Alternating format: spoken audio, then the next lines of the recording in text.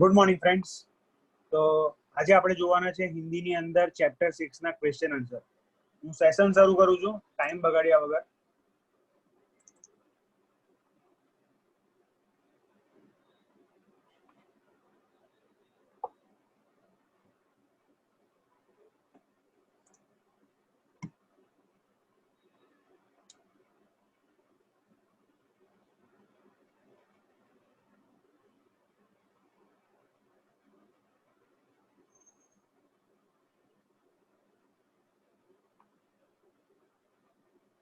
મિત્રો આપણે ગઈકાલે પાઠ જોયો सुबह प्रसंग कथा था. विशेष प्रवेश में है कि प्रायः विकलांग व्यक्ति जो जीवन में निराशा का अनुभव करता है, उसे लगता है कि वह अपने जीवन में कुछ नहीं कर सकता. बराबर, उसे दूसरों के भरोसे ही जीना पड़ेगा. लेकिन ऐसा नहीं होता है. हौसला है तो विकलांग व्यक्ति भी अपने बल पर ही जी सकता है. अपने साहस और फुर्ती से वह सबको प्रभावित भी कर सकता है. वह हमने कल पूरे पाठ में देखा है. अभी हम शब्दार्थ देखेंगे. शब्दार्थ में पहला है व्यस्त. व्यस्त यानी काम में या लगे हुए. दूसरा आएगा खास. खास माने विशेष. उत्सुक. उत्सुक यानी तीव्र इच्छा, अधीरता. त्योहार. त्योहार यानी पर्व, उत्सव. भुलक्कड़. भुलक्कड़ यानी भूलने वाला. रुआसा. रुआसा यानी रोने जैसा. ढकेलना. ढकेलना यानी आगे बढ़ाना. फिर आएगा दैनिक. दैनिक यानी दिन के, रोज के. बेजान. बेजान यानी निर्जीव, जिनमें हरकत ना हो ऐसा. इलाज. इलाज यानी उपचार. जान. जान यानी प्राण, चेतना, हरकत. परिवार. परिवार यानी कुटुंब. निर्भर रहना यानी भरोसे रखना, आधार रखना. मेवा. मेवा यानी सूखा फल, बादाम, काजू, किशमिश आदि. फिर है दलिया. दलिया यानी दरे दरे गेहूं से बना खाद्य पदार्थ. व्यवस्थित. व्यवस्थित यानी ढंग से, एक तरीके से. चमचमाना. चमचमाना यानी चमकना. दफ्तर. दफ्तर यानी कार्यालय, ऑफिस. बराबर. बुजुर्ग. बुजुर्ग यानी बड़े बूढ़े. दृढ़ता. दृढ़ता यानी मजबूती. नुक्कड़. नुक्कड़ यानी नाका, गली का एक छोर. दिया. दिया यानी दीपक. जगमगाना. जगमगाना यानी चमकना. सत्य. सत्य यानी सच. असत्य. असत्य यानी झूठ. पराजित करना. पराजित करना यानी हराना. मग्न. मग्न यानी तल्लीन. फिर आएगा कमी. कमी यानी अभाव. इरादा. इरादा यानी संकल्प, एक निश्चय. दूसरा है बाधा. बाधा यानी रुकावट. फिर है जिंदा दिली. जिंदा दिली यानी खुश मिजाजी, विनोद प्रियता. और आखिर में है जुट जाना. जुट जाना यानी लग जाना. बराबर. तो आ था अपना शब्दार्थ. मुहावरे के अर्थ और वाक्य प्रयोग. तो काम नहीं करना यानी बेकार हो जाना. अब नाना जी का बायां हाथ काम नहीं करता है. दूसरा है जान आना यानी चेतना आना. वाक्य में प्रयोग है ठंडा पानी पिया तब शरीर में जान आई. उसके बाद है आंखों का तारा होना यानी बहुत ही प्यारा होना. वाक्य प्रयोग है राकेश अपनी माँ की आंखों का तारा है. चौथा है आवाज देना यानी बुलाना, पुकारना. तो माँ ने खाने के लिए बच्चों को आवाज दी. पांचवा है हाथ बटाना यानी काम में मदद करना. दीदी घर के काम में माँ का हाथ बटाती है. फिर छठा है क्या जमीन क्या आसमान यानी जमीन और आसमान समान होना. वाक्य में प्रयोग है, दिवाली में क्या जमीन क्या आसमान, चारों तरफ रोशनी ही रोशनी थी।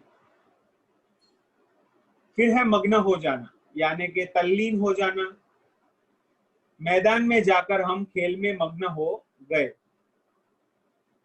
आठवां है आवाज दब जाना, यानी आवाज सुनाई ना देना। सोना ने मोना को पुकार, पर शोरगुल में उसकी आवाज दब गई। नौवा है पीठ थपथपाना, यानी शाबाशी देना। मुझे प्रतियोगिता में इनाम मिलने पर पिताजी ने मेरी पीठ थपथपाई। खिलखिलाकर हंसना, यानी खुलकर हंसना। चुटकुला सुनकर सब खिलखिलाकर हंस पड़े।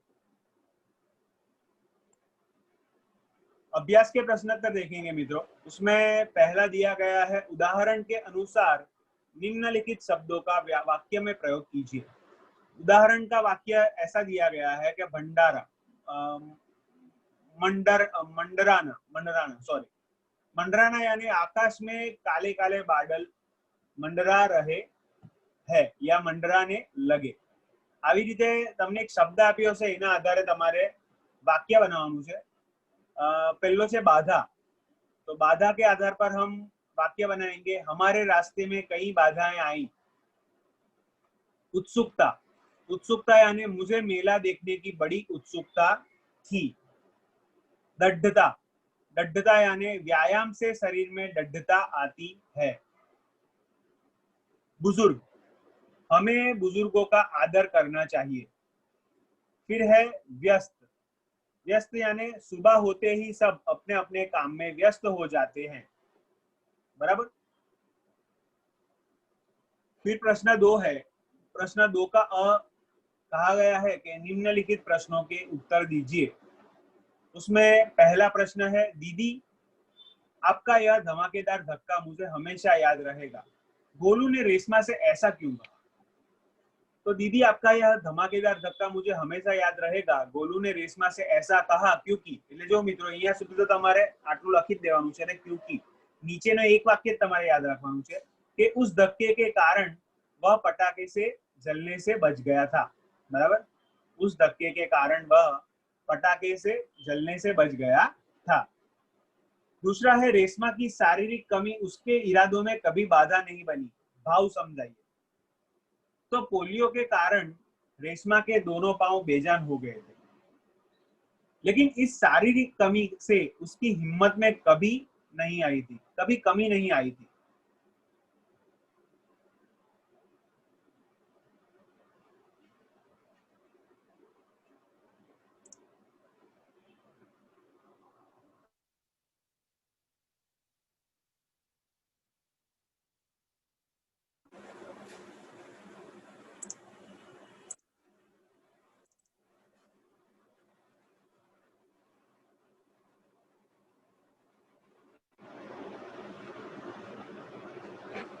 तो हमने देखा कि भाई पोलियो के कारण रेशमा के दोनों पांव बेजान हो गए थे, लेकिन इस शारीरिक कमी से उसकी हिम्मत में कभी कमी नहीं आई थी। वह हर काम पूरे आत्मविश्वास और लगन से करती थी। पोलियो से उसके पैर निकम्मे हो गए थे, पर उसका मन कमजोर नहीं हुआ था। बराबर। दूसरा प्रश्न है, प्रश्न 2ब, यदि आपकी कक्षा में रेशमा की तरह कोई बच्चा दाखिला ले तो आप। પછી એના આધારે તમને સવાલ પૂછ્યા છે, આપણે સવાલના જવાબ જોવાના છે। पहला है, किन किन बातों का ध्यान रखेंगे। तो यदि हमारी कक्षा में रेशमा की तरह का कोई विकलांग बच्चा दाखिल ले तो मैं उसकी हंसी नहीं उड़ाऊंगा। सबसे पहले तो ये बहुत जरूरी बात है मित्रों कि अगर कोई भी बच्चा विकलांग हो या उसे कोई भी शारीरिक कमी हो तो हमें कभी भी उसकी हंसी उड़ानी चाहिए नहीं। मैं उसके प्रति पूरी हमदर्दी रखूंगा और इस बात का ख्याल रखूंगा कि मेरे किसी व्यवहार से उसके दिल को चोट ना पहुंचे। दूसरा कहा गया है, किस तरह उसकी सहायता करेंगे। तो मैं खेल कूद तथा अन्य प्रवृत्तियों में अपने विकलांग सहपाठी को अवश्य शामिल करूंगा। मैं किसी भी तरह उसकी उपेक्षा नहीं होने दूंगा। बराबर। तीसरा है विद्यालय में क्या परिवर्तन करना चाहेंगे। तो मैं आचार्य जी से निवेदन करूंगा कि वे शाला में ऐसे कार्यक्रमों का आयोजन करें जिनमें विकलांग विद्यार्थी भी भाग ले सके। बराबर। चौथा है बाकी बच्चों को क्या सलाह देंगे। तो मैं बाकी बच्चों को यह सलाह दूंगा कि वे उस विकलांग साथी को पूरा सहयोग दे और उसके साथ प्रेम पूर्ण व्यवहार करें। तीसरा प्रश्न है सोचकर बताइए। उसमें पहला है दीपावली पर आपके परिवार में क्या क्या विशेष तैयारियां की जाती है। तो दीपावली पर हमारे परिवार में सर्वप्रथम पूरे घर की सफाई की जाती है। सभी चीजों को झाड़ पोंछ कर उन्हें फिर से व्यवस्थित ढंग से रखा जाता है। इसके बाद कुछ मीठे और कुछ नमकीन पकवान बनाए जाते हैं। परिवार के सदस्य उसके लिए नए कपड़े सिलाए या खरीदे जाते हैं। बराबर। આપણે આ બધી વસ્તુ ઓલરેડી દર વર્ષે કરતા જોઈએ છે। दूसरा है क्या दीपावली पर पटाखे छोड़ने चाहिए, क्यों। तो क्या दीपावली पर पटाखे नहीं छोड़ने चाहिए क्योंकि इससे थोड़ी सी खुशी मिलती है परंतु भारी खतरा रहता है। पटाखों के कारण पैसों की बर्बादी होती है और वायु प्रदूषण भी बढ़ता है। મિત્રો આ સવાલથી એઝ પર્સનલ ટ્યુટર તરીકે હું સહમત નથી। જો દરેક લોકોના અલગ અલગ તહેવાર હોય છે। બરાબર। એમ તો ઘણા બધા ધર્મની અંદર કે ઘણા બધા વસ્તુઓમાં અમુક વસ્તુ સારી હોય છે, અમુક વસ્તુ ખરાબ હોય છે, પણ એ લોકો ધર્મ ઉજવે છે। તો દિવાળી આપણો ધર્મ છે અને વર્ષોથી આપણે દીવા સળગાવીએ છીએ, ફટાકડા ફોડીએ છીએ। હું એમ નથી કહેતો તમે ફટાકડાઓનો ઢેર કરી દો, બરાબર, બહુ ફટાકડા ફોડો, પણ અમુક માત્રામાં કે જેને લીધે બહુ વધારે પ્રદૂષણ નહીં થાય અને તમે સારી રીતે દિવાળી ઉજવી શકો એવી રીતે અવશ્ય કરી શકાય છે। માટે હું આ સવાલથી સહમત નથી। મારા ઓપિનિયન નહીં થવું જોઈએ, બરાબર છે, પૈસાનો વ્યય થાય છે। આપણે હું નથી કહેતો તમે 10-15 હજાર રૂપિયાના ફટાકડા ફોડો, પણ આપણો ઉત્સવ છે, આપણે નહીં ઉજવશું તો કોણ ઉજવશે। એટલે થોડી માત્રામાં બધી વસ્તુ કરવી જોઈએ કે જેથી આપણે આનંદ પણ રહે અને સારી રીતે તહેવાર ઉજવાય। चलिए चलते हैं तीसरे प्रश्न की ओर कि किसी ऐसी घटना का वर्णन कीजिए जब आपको किसी ने बचाया हो या आपने किसी की सहायता की हो। तो આમાં આપેલો છે હું કહું છું, જરૂરી નથી કે બેઠો તમારે આવો જ લખવાનો છે। તમને જો તમારો કોઈ ઇન્સિડન્ટ યાદ હોય તો તમે એ પણ લખી શકો છો कि पिछले वर्ष मैं अपनी मामा जी के गांव गया था। वहां नदी में नहाते नहाते मैं गहरे पानी में चला गया और डूबने लगा। तैरना न आने से मेरे प्राण संकट में थे। मेरे साथ नहाने के लिए आए लड़के ने यह देखा। वह तुरंत तैरकर मेरे पास आया और मुझे किनारे तक खींचकर ले आया। उसकी सूझबूझ और प्रयत्न से उस दिन मैं डूबने से बच गया। उस घटना को मैं कभी नहीं भूल सकता। बराबर। ओके, હવે શરૂ થાય છે સ્વાધ્યાય। એમાં પ્રશ્ન 1 છે, निम्नलिखित प्रश्नों के उत्तर दीजिए।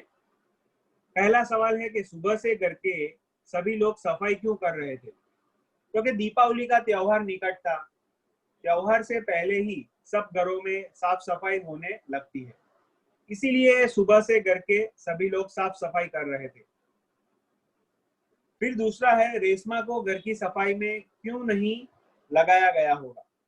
क्योंकि रेशमा जब 5 वर्ष की थी तब उसे पोलियो हो गया था। उसके दोनों पैर निकम्मे हो गए थे। इसी शारीरिक कमी के कारण उसे घर की सफाई में नहीं लगाया होगा। तीसरा कहा गया है रेशमा ने अपनी माँ के काम में किस तरह मदद की। तो अलमारी से बर्तन और डिब्बे उतारकर साफ किए गए थे। रेशमा ने डिब्बों पर लेबल लगाए, फिर वह एक एक बर्तन और डिब्बा माँ को देती गई और माँ उन्हें व्यवस्थित ढंग से रखती गई। इस प्रकार पहिएदार कुर्सी पर बैठे बैठे रेशमा ने माँ की मदद कर ली थी। चौथा सवाल हमें कहा गया है कि माँ ने रेशमा को बाजार क्यों भेजा। क्योंकि माँ को लड्डू बनाने के लिए कुछ सामान की जरूरत थी। पति दफ्तर चले गए थे, बेटा गोलू अभी बहुत छोटा था। दादा और दादी बहुत बुजुर्ग थे। माँ को परेशान देखकर रेशमा ने माँ से कहा कि आप मुझे सामान की सूची और एक थैली दे दीजिए, सामान मैं ले आऊंगी। रेशमा की आवाज में डरता थी। वह पहले भी एक बार सामान ला चुकी थी, इसीलिए माँ ने रेशमा को बाजार भेजा।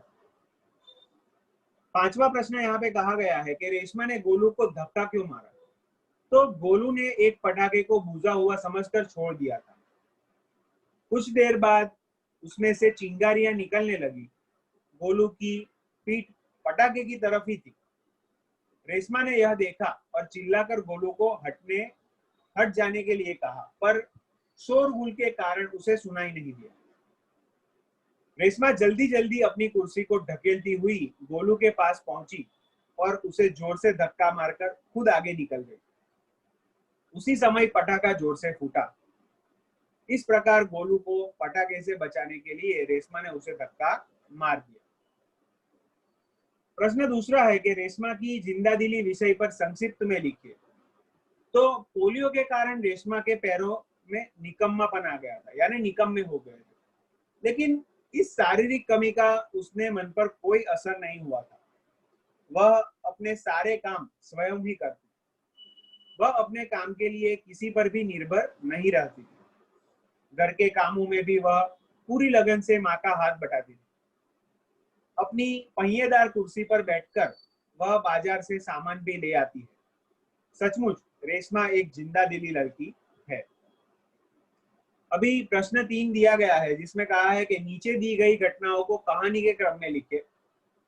એટલે મિત્રો તમને અહીંયા अलग अलग वाक्य उल्टा सुल्टा આપ્યા છે, એને તમારે ક્રમબદ્ધ લખવાના છે। તો હું ઉલ્ટા સુલ્ટા વાક્ય નથી બોલતો, क्रमबद्ध बोलूं છું કે જેથી તમને ખ્યાલ આવે। तो पहला वाक्य बनेगा रेशमा बाजार से सामान लाई। दूसरा बनेगा रेशमा का घर दियों के झिलमिल प्रकाश में जगमगाने लगा।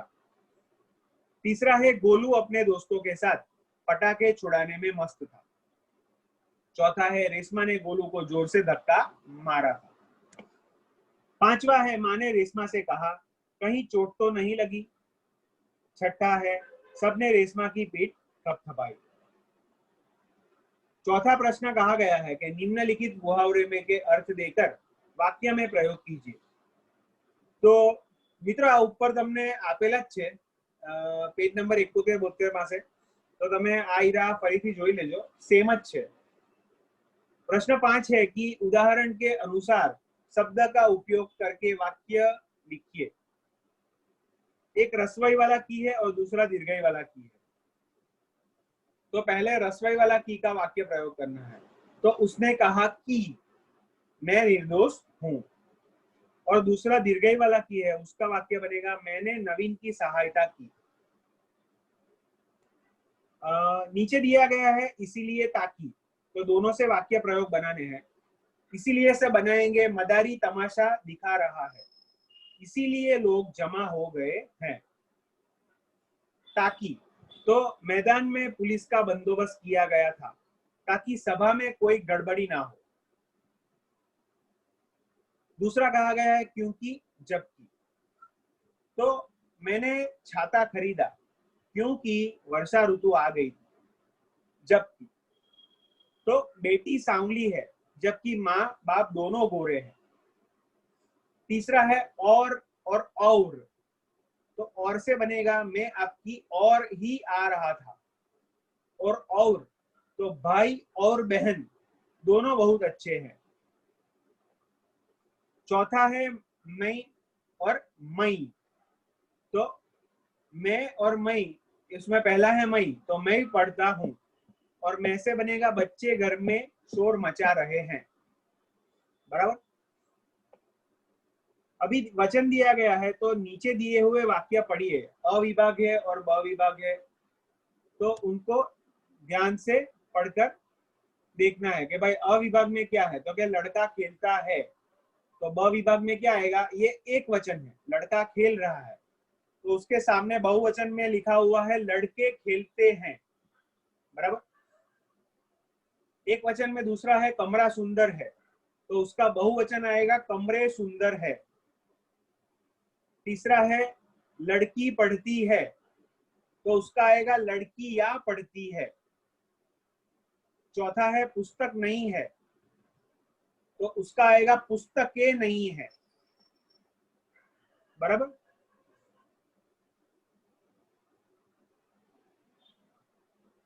तो अ विभाग में लड़का, कमरा, लड़की, पुस्तक, यह रेखांकित शब्द है।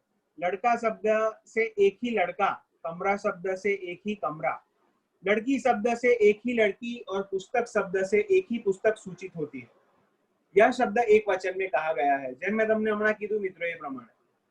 और ब विभाग में है कि लड़के, कमरे, लड़कियां, पुस्तकें, तो ये रेखांकित शब्द है जो अधिक लड़के, एक से अधिक कमरे, एक से अधिक लड़कियां और एक से अधिक पुस्तकें सूचित करते हैं। यह शब्द बहुवचन में आते हैं। शब्द के जिस रूप में संख्या सूचित हो उसे वचन कहते हैं। शब्द के जिस रूप से एक ही प्राणी या वस्तु का सूचित हो उसे एक वचन कहते हैं, जैसे लड़का, कमरा, लड़की, पुस्तक। और शब्द के जिस रूप से एक से अधिक प्राणियों या वस्तुओं का बोध हो उसे बहुवचन कहते हैं, जैसे कि लड़के, कमरे, लड़कियां और पुस्तकें। फिर प्रश्न 6 दिया गया है कि नीचे दिए गए वाक्यों का वचन परिवर्तन कीजिए। तो पहला उदाहरण देखेंगे और उसके मुताबिक हम लोग बनाएंगे। उदाहरण में पहला दिया गया है कि माँ को मिलते ही मेरी खुशी का ठिकाना न रहा। तो खुशी पे अंडरलाइन की गई है, वो एक वचन में है तो हमको उसका बहुवचन करना है। तो माँ को मिलते ही मेरी की जगह क्या आएगा, हमारी आएगा, क्योंकि खुशी की जगह खुशियों करना है। तो माँ को मिलते ही हमारी खुशियों का ठिकाना ना रहा। वैसे ही बनाने हैं। पहला है ऐसी कई घटनाएं मेरे साथ घटी है। घटना ये है तो આપણે એક વચન કરવાનું, તો ऐसी कई ની જગ્યાએ એક થઈ જશે। ऐसी एक घटना मेरे साथ घटी है। दूसरा है परिचारिका ने मरीज की अच्छी तरह से देखभाल की। मरीज एक वचन છે તો આપણે बहुवचનમાં ફેરવવાનું છે। तो परिचारिका ने मरीजों की अच्छी तरह से देखभाल की। तीसरा है रात को मैंने सुंदर सपना देखा। तो मैंने એટલે ખાલી એક વચન માટે છે, એની જગ્યાએ હવે બહુવચન માટે મૂકવાનું છે। तो रात को हमने सुंदर सपना देखा। फिर चौथा है भूकंप का झटका आया फिर भी मैं नहीं घबराया। झटका तो झटके आएगा, तो भूकंप के झटके आए फिर भी मैं नहीं घबराया। बराबर। ब में दिया गया कि नीचे दिए गए शब्दों को चित्र के शब्दकोश के क्रम अनुसार लिखिए। तो पहला आएगा अंगूर, फिर आकाश आएगा, तूफान, निर्दोष, भूकंप, मरीज, मेहनत, श्रेष्ठ और सुंदर। अपनी अ आ इ ई उ ऊ ए औ औ अम अह उसके मुताबिक ही क ख ग के अनुसार शब्दकोश के अनुसार हमें वाक्य को फिर से लिखना है। तो यह आपको पढ़ना पड़ेगा। अभी आता है मित्रों भाषा सज्जता। उसमें पहला है विश्लेषण। तो निम्नलिखित वाक्य पढ़िए, उसमें विशेषण क्या होगा। तो साहिल अच्छा लड़का है। तो ऊपर वाक्य में रेखांकित शब्द पर ध्यान दीजिए। तो साहिल कैसा लड़का है, अच्छा। बराबर। यह महंगे पटाखे है।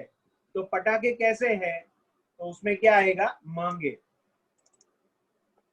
फिर ग्वाले के हाथ में लंबी लाठी है। तो ग्वाले के हाथ में कैसी लाठी है, लंबी। એટલે જે શબ્દ આપ્યો છે એના આધારે આપણે પ્રશ્ન પૂછવાનો છે, તે તમારે અહીંયા ધ્યાનપૂર્વક સમજવાનું છે। પછી જે એક નાવ કિનારે પર ખડી है, तो किनारे पर कितनी नाव खड़ी है, तो एक। इस प्रकार अच्छा, महंगे, लंबी, एक, यह शब्द अपने साथ वाली संज्ञा की विशेषताएं या उसका गुण का संख्या बताते हैं। यह रेखांकित शब्द विश्लेषण है। यहाँ पे दिया गया है कि शब्द की विशेषता बताने वाले शब्द विशेषण कहलाते हैं। पहला है कि निम्नलिखित वाक्य में से विशेषण छाटकर लिखिए। એટલે આપણે આમાંથી વિશેષણ શોધવાના છે। तो रेशमा हिम्मती लड़की है। तो આપણે સવાલ પૂછવાનો, રેશમા के कैसी लड़की है, तो हिम्मती। तो विशेषण શું આવશે, हिम्मती। छोटा बच्चा फिसल गया, तो कैसा बच्चा फिसल गया? तो छोटा बच्चा फिसल गया। कक्षा में 10 लड़कियां बैठी हैं, तो कक्षा में कितनी लड़कियां बैठी हैं? 10। પછી છે उसकी हर सुबह नई सुबह होती है, तो उसकी कौन सी सुबह नई सुबह होती है? तो हर सुबह, तो हर અને નઈ આ બે શબ્દ આવશે। उसकी सुबह कैसी होती है? तो हर सुबह नई सुबह होती है। कुत्ता वफादार प्राणी है, तो कुत्ता कैसा प्राणी है? तो उसमें आएगा वफादार प्राणी है। उसके बाद ब दिया गया है कि निम्नलिखित वाक्यों में विशेषण शब्द को रेखांकित कीजिए। तो आमा पण विशेषण शोधवाना छे, पण अंडरलाइन करवानी छे। यह एक सुंदर चित्र है, तो एक सुंदर विशेषण है। आसमान में काले काले बादल छाए हुए हैं, तो इसमें विशेषण आएगा काले काले। ऊंचे पेड़ पर सुंदर फल लगे हैं, तो कैसे पेड़ पर कैसे फल लगे हैं? तो ऊंचे पेड़ पर सुंदर फल लगे हैं। चौथा है बाग में बाग में कुछ पेड़ बड़े हैं, तो बाग में पेड़ कैसे हैं? तो कुछ और बड़े, ये दोनों आएंगे। फिर पांचवा है पानी में रंग बिरंगिया मछली है, तो रंग बिरंगिया विशेषण आएगा। सफेद बकरी हरी घास खा रही है, तो सफेद और हरी विशेषण आएगा। विशेष प्रश्नोत्तर में पहला प्रश्न है निम्नलिखित प्रत्येक प्रश्न के उत्तर के लिए दिए गए विकल्पों में से सही विकल्प चुनकर लिखिए। रेशमा अब खाली जगह साल की है, तो रेशमा अब कितने साल की है? तो 11 साल की है। रेशमा की माँ क्या बना रहना चाहती थी? तो लड्डू। माँ को रेशमा की आवाज में क्या महसूस हुआ? तो दृढ़ता महसूस हुआ। चौथा है रेशमा बाजार से गोलू के लिए क्या लाई? तो टाफी लाई। पांचवा है रेशमा किनके साथ फुलझड़ियां छुड़ा रही थी? तो दादा दादी के साथ फुलझड़ियां छुड़ा रही थी। दूसरा प्रश्न है कोष्टक में से उचित शब्द चुनकर रिक्त स्थानों की पूर्ति कीजिए। उसमें पहला है ओह मैं तो एकदम खाली जगह हो गई हूं, तो मैं तो एकदम भुलक्कड़ हो गई हूं। दूसरा रेशमा को खाली जगह हो गया था, तो रेशमा को पोलियो हो गया था।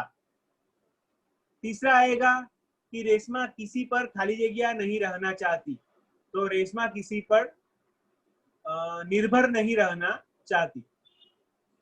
चौथा है रेशमा को दूध का मेवे वाला खाली जगह बहुत अच्छा लगता है, तो दूध का मेवे वाला दलिया बहुत अच्छा लगा। पांचवा है रेशमा के दादा दादी बहुत खाली जगह थे, तो बहुत बुजुर्ग थे। छठा है सारा सामान खाली जगह दुकान से ही मिल जाएगा, तो नुक्कड़ वाली दुकान से ही मिल जाएगा। सातवां है पटाखों के खाली जगह में रेशमा की आवाज दब गई, तो पटाखों के शोर में रेशमा की आवाज दब गई। उसी प्रकार प्रश्न 3 दिया गया है, सही वाक्यांश चुनकर पूरा वाक्य फिर से लिखिए। उसमें पहला है रेशमा ने सोचा जरूर आज कोई खास बात है, क्योंकि घर के सभी लोग साफ सफाई में व्यस्त थे। दूसरा है रेशमा के पांव बेजान हो गए थे क्योंकि उसे पोलियो हो गया था।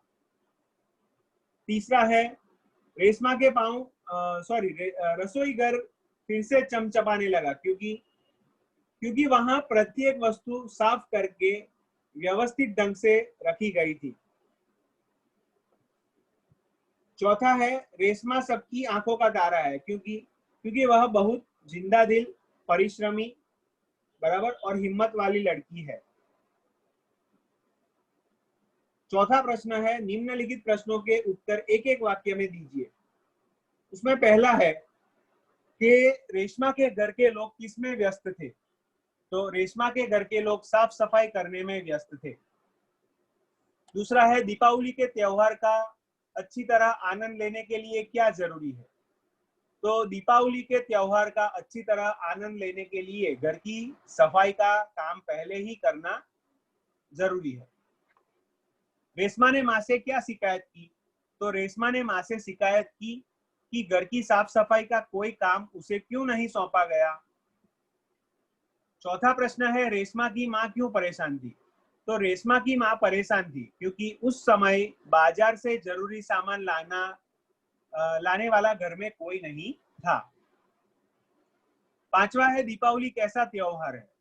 तो दीपावली अंधेरे पर उजाले की जीत का त्योहार है। छठा है, दीपावली का त्योहार किस खुशी में मनाया जाता है। तो दीपावली का त्योहार इस खुशी में मनाया जाता है कि इस दिन श्री राम रावण को पराजित करके अयोध्या लौटे थे। फुलझड़ियां छुड़ाते समय रेशमा ने क्या देखा। तो फुलझड़ियां छुड़ाते समय रेशमा ने देखा कि गोलू ने जिस पटाखे को बुझा हुआ मानकर छोड़ दिया था उसमें से चिंगारियां निकल रही थी। आठवां है कि सबने रेशमा की पीठ क्यों थपथपाई। तो सबने रेशमा की पीठ थपथपाई क्योंकि उसने सूझबूझ से अपने भाई गोलू को पटाखे से जलने से बचा लिया था। नौवां प्रश्न है, गोलू को हमेशा क्या याद रहेगा। तो गोलू को वह धक्का हमेशा याद रहेगा जो उसे पटाखे से बचाने के लिए रेशमा ने दिया था। 10वां है, रेशमा अपना जीवन किस तरह जी रही है। तो रेशमा जिंदादिली और परिश्रम से अपना जीवन जी रही है। फिर दिया गया है 11वां प्रश्न, रेशमा हर सुबह अपने काम में कैसे जुट जाती है।